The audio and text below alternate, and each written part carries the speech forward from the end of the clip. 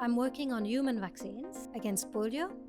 I'm also working on vaccines against fish disease. So I'm making vaccines that we can put in the feed, and then we throw the feed in the water, and the fish eat it and they're protected. I think most of the scientists haven't realized that if they don't know how to do this, translating their product into commercialization, it means that their product will not be and have any impact to the society. It's important that the public understand science. It's important that people are interested, and it's important that when people are looking for careers, they realize that there are options that are beyond the normal standard routes, the normal obvious routes. I studied this course because it brought together my interest in biology, chemistry and maths. I wanted to do something that had an application element to it as well. I found this job that kind of perfectly sits at the intersection between policy advice and research, and I focus specifically on vaccine manufacturing and the manufacturing of personalized medicine. So we think both about how we can influence policymaking, but also how policymaking can influence the research that happens here at UCL.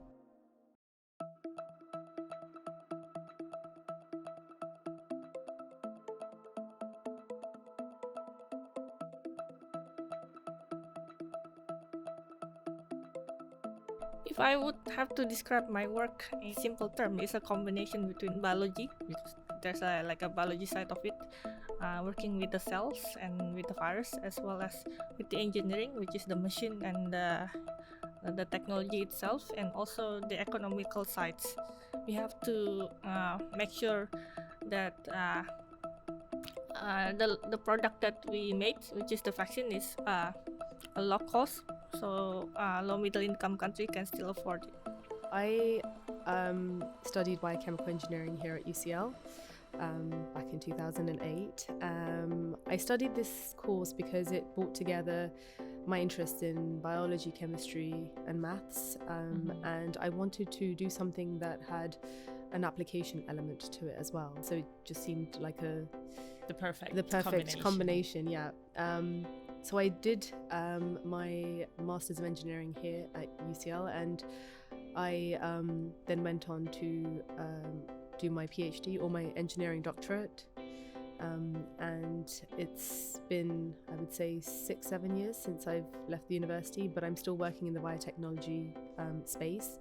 And currently I'm working for a company that works with a range of companies, from small biotech companies all the way to large-scale manufacturing scale companies as well. So my job as a field application scientist is to go to my customers who want to trial or demo our equipment to test the technology before they commit to it. So I arrange trials for my customers. I help them, troubleshoot their equipment. I help them figure out the best way to use our equipment for their specific process. We had the team from Oxford University reach out to us, Sandy Douglas's team, who were developing the process for the COVID vaccine. And so I was working with their team to help intensify their vaccine production process. And they were able to publish a paper at the end of it. They got a fourfold increase in their productivity. And they wrote a really good paper where the aim of the paper was to demonstrate how you could produce this vaccine in 100 days should there be another pandemic again. I'm working on human vaccines against polio. I'm also working on vaccines against fish disease, because fish are farmed, tilapia farms. Fish get disease too when they're farmed, so I'm making vaccines that we can put in the feed, and then we throw the feed in the water, and the fish eat it and they're protected. I'm also making vaccines against tick-borne diseases in cattle. So when you work in vaccines, you can work in quite a big range, from human to animals. There are many different ways we can give vaccines. We can give vaccine through the nose, orally, swallow it, or under the tongue, injection. If I talk a little bit about the sublingual, for example, in addition to the route that we give the vaccine, we can also make different formulations. So we can put a liquid under the tongue. I am working on liquids. They are liquid in a vial, but when you put it under the tongue, because of the higher temperature in the body, it forms a gel. And the gel, the reason for making a gel is that it will stick under the tongue, it will stay there for a longer time, and therefore it will be absorbed for longer, so it gives it a better chance of giving an immune response. Am I right in saying that you also do some work to engage with the communities and sort of like make sure that people understand about vaccines and the importance of vaccines? Would you like to share a little bit about that, the work that you do? Yeah, so vaccine hesitancy is a big problem. And what I've started doing is I train students, pharmacy students, to be champions, vaccination champions. Any healthcare student is not just going to be a healthcare practitioner. Yeah. They're also mothers, children, sisters, cousins, members of their community. And we know that the things that really work to address vaccine hesitancy is your doctor or your pharmacist or your nurse telling you vaccines are safe. And also the second thing is a member of your own community telling you to take vaccines.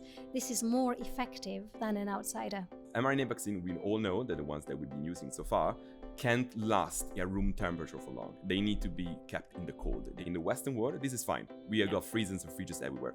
But if you want to bring them to the developing world, where the so-called cold chain storage is not always assured, it gets more complicated.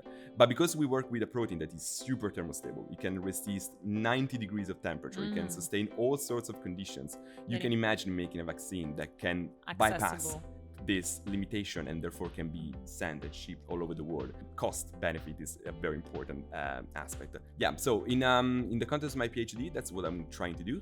On the one side, I got the vaccine design, so actually trying to make this vaccine.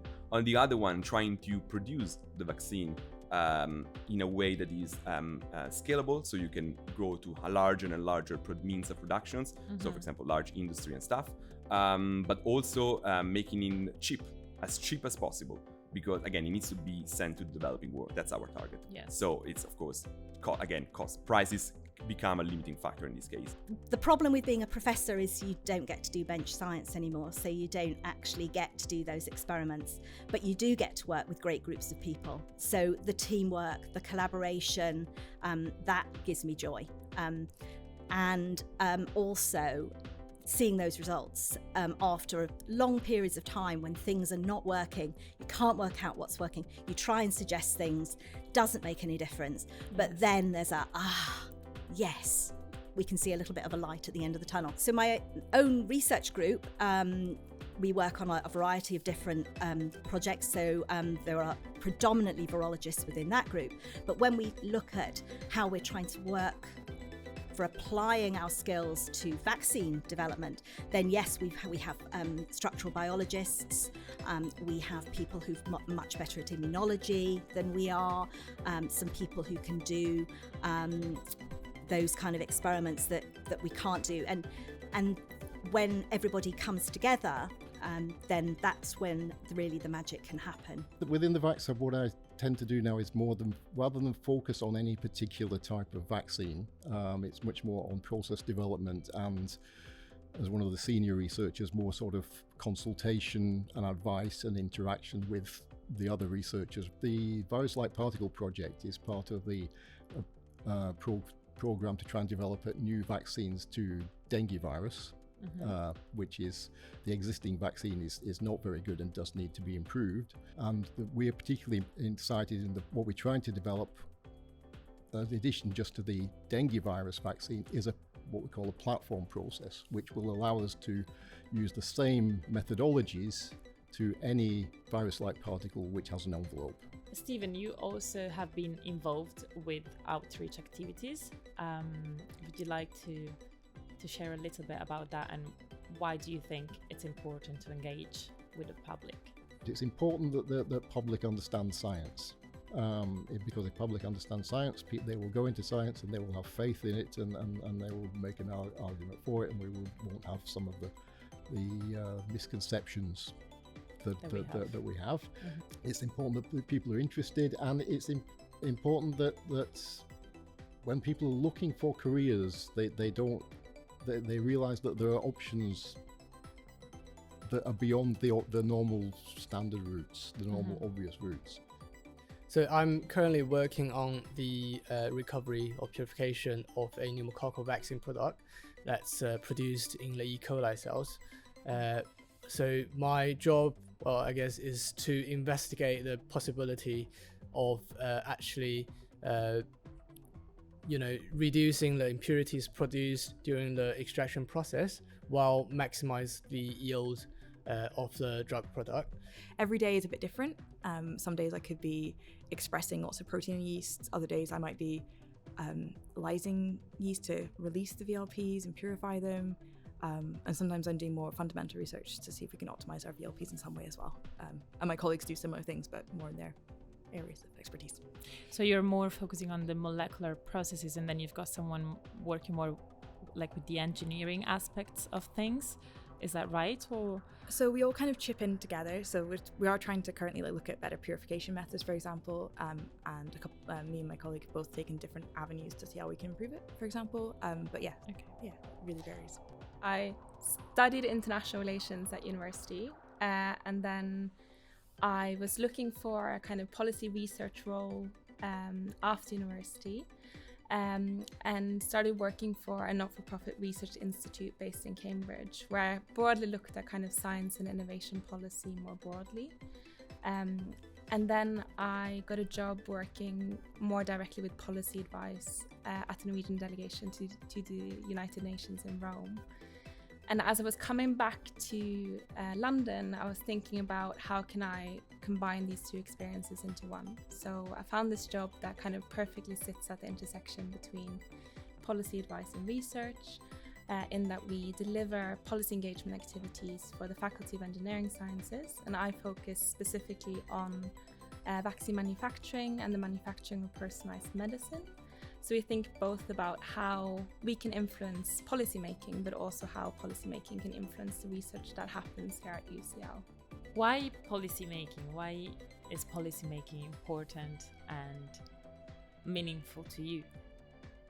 So I think that the COVID-19 pandemic has really illustrated how vaccine manufacturing needs to engage with the policy community to have an impact. And it needs to engage with the public as well. A lot of countries turn inwards to meet national demand. But as you know, pandemics and infectious diseases know no borders. So unless we build vaccine manufacturing capacity also in low middle income countries, the risks of diseases spreading across nation states, but also in failing to achieve local health security and equity are quite severe. So the goal is to have those conversations to enable, I guess, equal access to vaccination.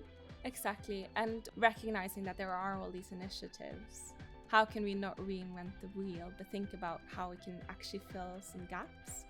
So I spoke to a lot of stakeholders to ask what are their training and skills needs in this space? What vaccine technology platforms would they be interested in? And then what are some of the barriers in the policy landscape to achieving that nationally? In terms of what I do, I run the UK and Irish sales team for Croda Pharma, but I'm also responsible for some business development in the territory myself. So I both do a team leadership role and kind of a direct sales role. I think for a lot of people, sales is a bit of a dirty word. Whereas what we do is it's really a lot more informing people about their options, making them aware of the company. That's what we do. We're speaking to people who are entirely versed in the subject that we're speaking about. We're not trying to, persuade. But yeah, we're not really in a position where we're trying to persuade someone to use something that they don't need or want. We're trying to tell them about an option that they have, and of course that might facilitate the delivery of a therapeutic payload that they've been working on. How would you want to direct your career in the future? I mean, there's a number of directions that a person in my position could go in. So I could go down more of a kind of a sales team management route, where your speciality becomes managing sales teams, and it's much more about dealing with people within the organization. The other way that you can go is to specialize within a kind of a technology sector. So as I said, Croda has platforms that work on nucleic acid delivery, for instance. So you could go and become a specialist salesperson or a sector manager who then focuses down on one area that the business works within. And in that case, you don't need to do the team management part, but you need to then upskill with regards to the specialism that you've chosen. Right.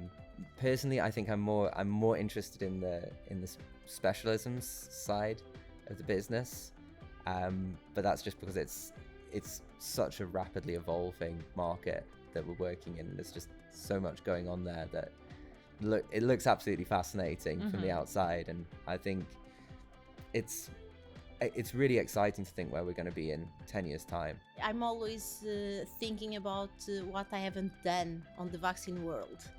So, for example, I started with the DNA, then the delivery. Now, when coming here, it was new for me because it was my first experience working more on the engineer part, on the production. That was lacking, which gave me another overview of the vaccine world.